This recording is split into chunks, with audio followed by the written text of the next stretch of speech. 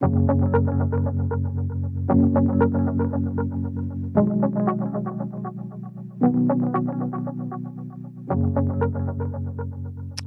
design is everywhere. David has shown you many different examples of designs that we receive. And I think one interesting thing to say is that design in English, it's only one term, while in other Latin languages in Europe, like French, Spanish, or Italian, we have two different terms. We say in French, dessin et modèle. In Spanish, dibujos y modelos. In Italian, disegni e modelli. Why? Because in fact, design covers not only the two-dimensional ornamentations of products, that would be dessin in French or disegno, but also, and I would say in our economy most of all, the visual appearance of three-dimensional shapes of the product itself. So the design of a product is incorporated in the product itself. And this is what it is called model in French, or modello in Spanish, or modello in Italian as well. So in fact, the English word covers two realities. We like the English word because design also bring other connotations, such as the appealing appearance of a product. And in fact, this is what the evolution of the IP rights is going through. So a product, David told you and show you, it can be many, many different things. And I like to show this slide with, sorry, I'm not able to change slides. I'm stuck like David was. Okay. I like to show you this slide in order to summarize what David just told you, that design is not only the appearance, it's not only, of course, ornamentation, it's not only appearance of a product as such, it can be part of a product, it can be a set of products, it can be the packaging, and it can be get-ups. We had a question about get-ups. And very interestingly, following the evolution of the economy and the digital economy, it can be a web design, it can be graphic user designs, graphic user interface. Nevertheless, for designs for the moment, we only accept static views. So one interesting thing, one interesting evolution would be to see if we could introduce in the design legislation at EU level what has been already introduced a few years ago in the trademark fields. That means the filing of electronic files to show movement. You know that we have movement trademarks and also sounds. Of course, design is not about sounds, but to show movement would be something interesting, for example, for web designs and things like that.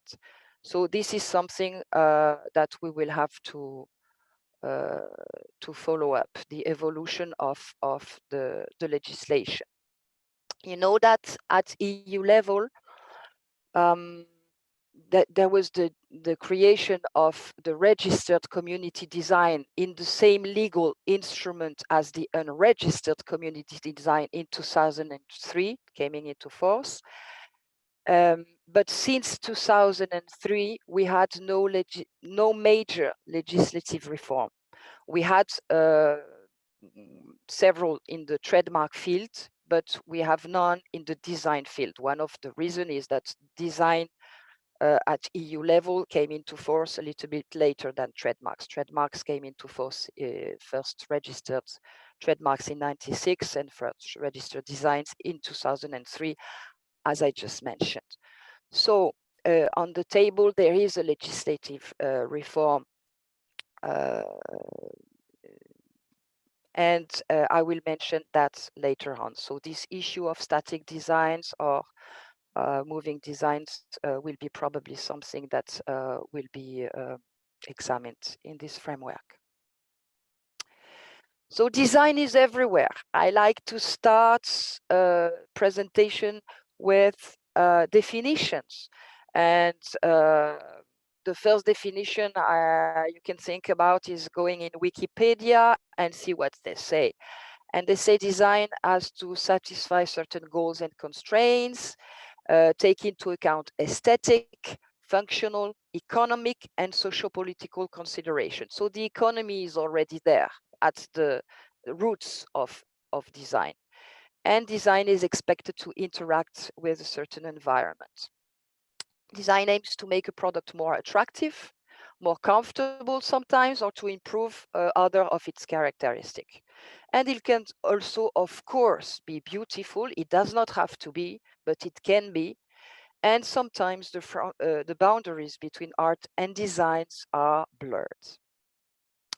So I like to mention that EUIPO organizes since 2016 a Design European Award that occurs every 2 years. The award that we should have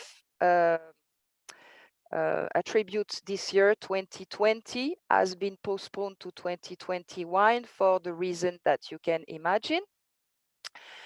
But so those are the winners of the previous Design Europe Awards. One of the conditions to participate for undertaking to this award is to have at least one registered community design with us.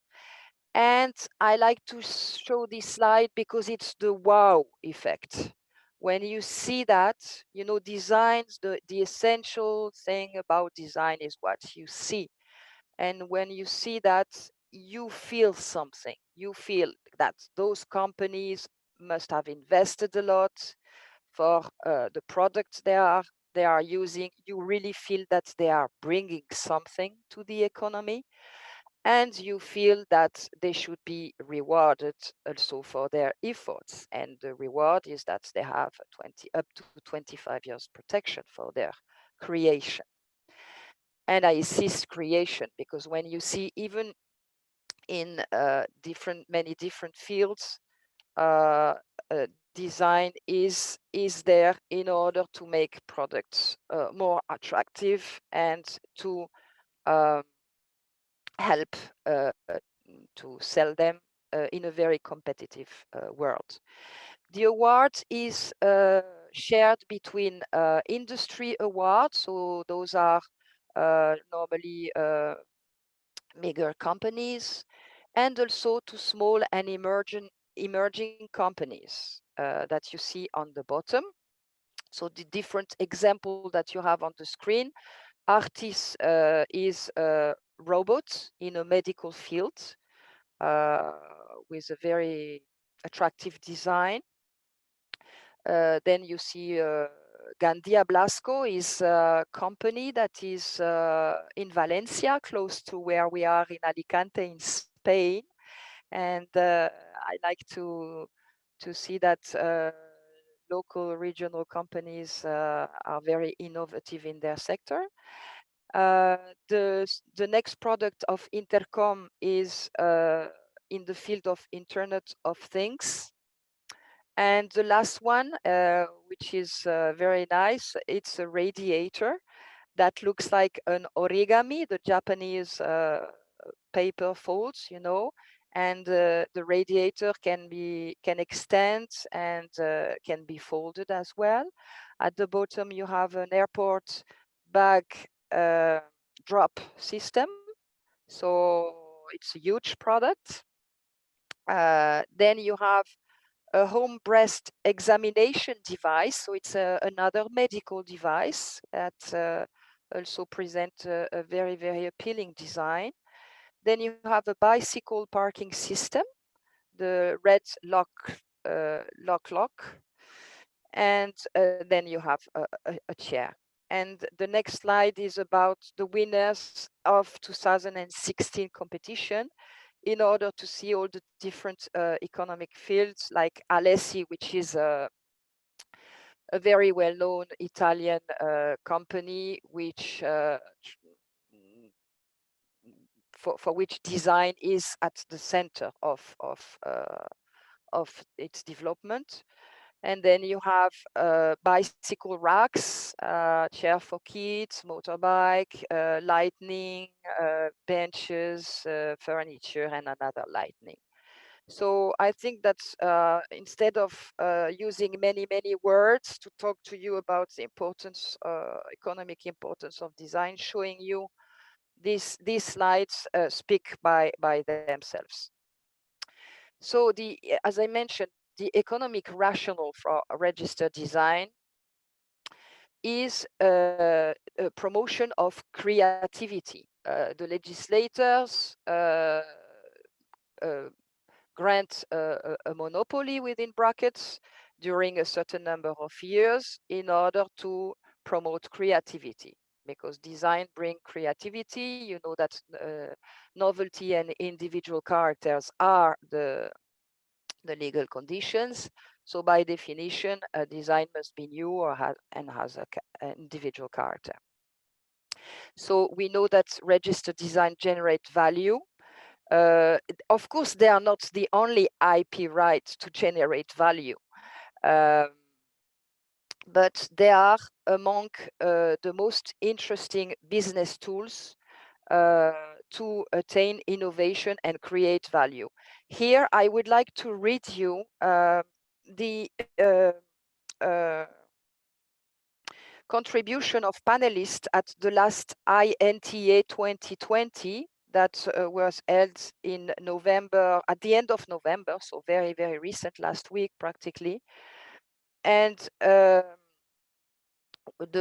subject of the panel was designs are #1 in China and US.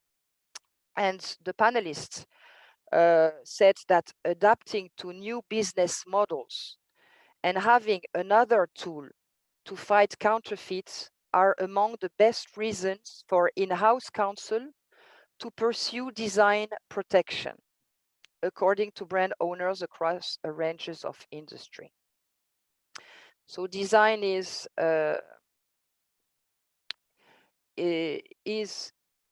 an important tool among others, of course.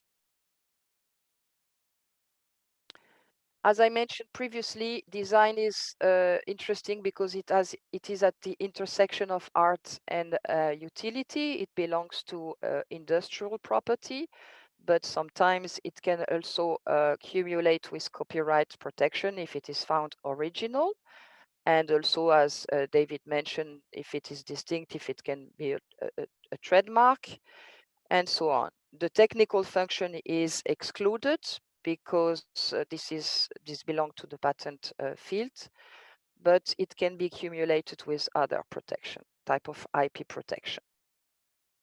If no exclusive rights were available for rewarding design, any party could replicate a product incorporating a creative design without sanction, therefore providing a legal mechanism to protect new designs, enhance investment in design production and creative work. This is the economic rationale, of course. But what I would like to mention here, which is quite new, is that not only the formal ornamental appearance of industrial products bring value, but the meaning that people give to such products also brings a lot of value. When I show you the winners of the design awards, the wow effect, only due to the appearance of the product, is the effect that not only will bring people to buy the product, but also to remember the company, with with a certain image. I like to quote something that was published in the review IIC. IIC stands for International Review of Intellectual Property and Competition Law. It's a recent article, and it says that an object must be designed in such a way as to tell a story, using elements of functionalism or symbolism or aestheticism. It functions within any market-based environment, within different product sectors due to a complex relationship between utility, market demands, public taste, merchandising, consumption habits, branding, visual appeal, and pricing. Business entities, creators, and consumers understand that objects can be essential equipment, throwaways, vital spare parts, lifestyle signifiers, and even investments. So this is to show you that the economic value of design is at the heart of the different literature that is discussed in the most important international events and publications. The European Commission, as I mentioned before, has started to think about the legal reform of the EU design framework, which is composed of the design regulation that created the registered community design and unregistered community design, and also by the design directive, which harmonizes the design law in what used to be the 28 member states. Okay, so the Commission has published a legal review on industrial design in Europe in 2016, and you can find the link on the slide, and an economic review the previous year. This is the first page of the economic review that, of course, is also available online and which is very interesting. And one of the things that the study says is that it's the most often cited reasons when you ask undertaking why design is an important part of their business is that it improves the image of the company, it increases sales, turnover, profits, business productivity, it increases employee motivation. It's very interesting. Employee motivation, not only it has an impact on the consumers, but on the employees, because if you belong to a company that is visible, that has designs with the wow effect, no? Employee motivation arises. It's very interesting. It improves customer satisfaction as obviously, and also communication with customers. It's a means of communication, certain value of the undertaking to its customers. And it can help with the development of new products and services and allow firms to access new markets. So the function most likely to depend on design services is marketing, product development, and strategy. So design intensive sectors are, according to the design that were filed at our office, I checked the statistics from 2003 up to today and used the Locarno classification. And the intensive sectors, according to that, namely those who file registered community designs, are furniture, clothing, lighting apparatus, packaging and containers, sanitary, heating, ventilation, air conditioning, means of transport, games, household goods, tools, and hardware. Those sectors amount around 50% of all filings of RCD so far. Then, in order to conclude, because I have passed my 20 minutes already, time flies, I want to mention several recent studies. When I say recent, is from the last decade. And what I would like to insist on is the fact that before the last decade, we had no studies measuring the economic impact on design on the economy, because it's very difficult to measure. But now we are starting to have several studies that can be used in order to confirm what we already felt, that is design, yes, is indeed important. So you have different type of studies. Each one uses a different methodology. For example, one study use the relationship between industrial design and financial performance of the firm. That's one possibility. Then you also have the EU-wide study that has been conducting in 2013 jointly with European Patent Office using IPR intensive industry. I will not detail what are these IPR intensive industry, but they are those industry that are filing industrial property right, trademarks, patents, designs, but also, as you see on the slide, we have copyright and geographical indication that were included in the study, as also industrial property rights.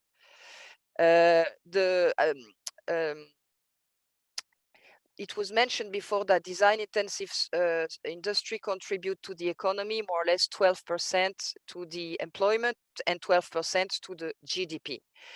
And when we see the part of trademarks and patents, we see that design is not as used as trademarks, obviously. And there is still a lot of room for designs to grow as an IP tool, as an economic IP tool.